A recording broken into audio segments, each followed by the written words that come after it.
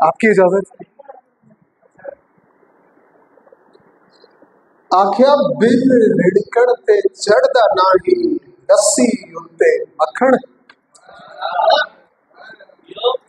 बिन रिड़कण ते चढ़दा नाही, लस्सी उत्ते मक्खण। दाने कच्चे सिटिया अंदर धुप्पा नाल ही पकड़। बाजो मत्तर बीज न फुटदे, ना हुंदी हरियाली। ओह नित पड़ोले परदे, जो हल डूंगे लखण।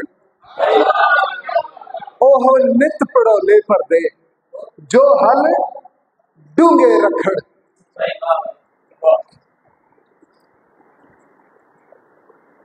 जा दिल दिता तेनू बेलिया में, जा दिल दिता तेनू बेलिया में, मैं ततड़ी दा कुछ मान रखी।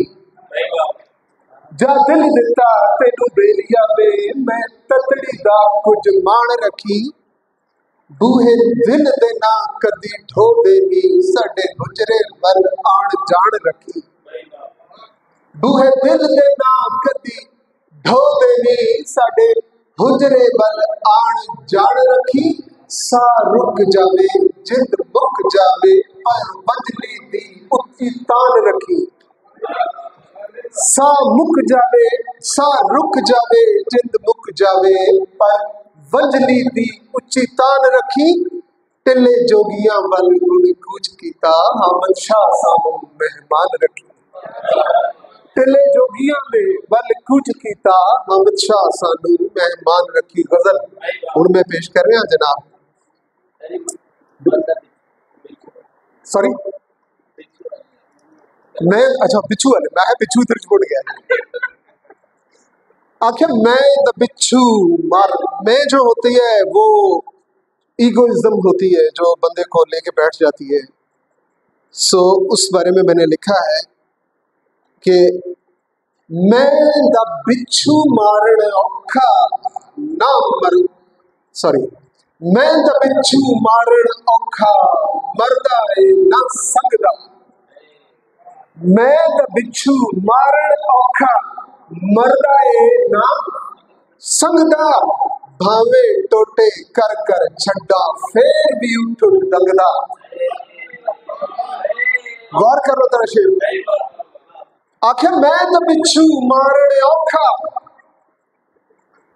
लख जावा ना मरदा। भावे टोटे कर कर छड्डा, फेर भी उठ उठ डंगदा। काले पीले मूसी मन विच आके डेरा लांदे। काले पीले मूसी मन विच आके डेरा लांदे। जो डंगिया ओ हामद शाह जी, घुट पानी ना मंगदा। Thank you.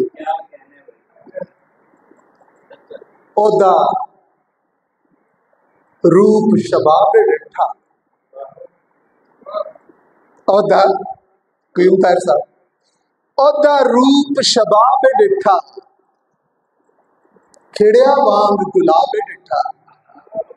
ओदा रूप शबाब डिठा, खिड़िया वांग गुलाब डिठा।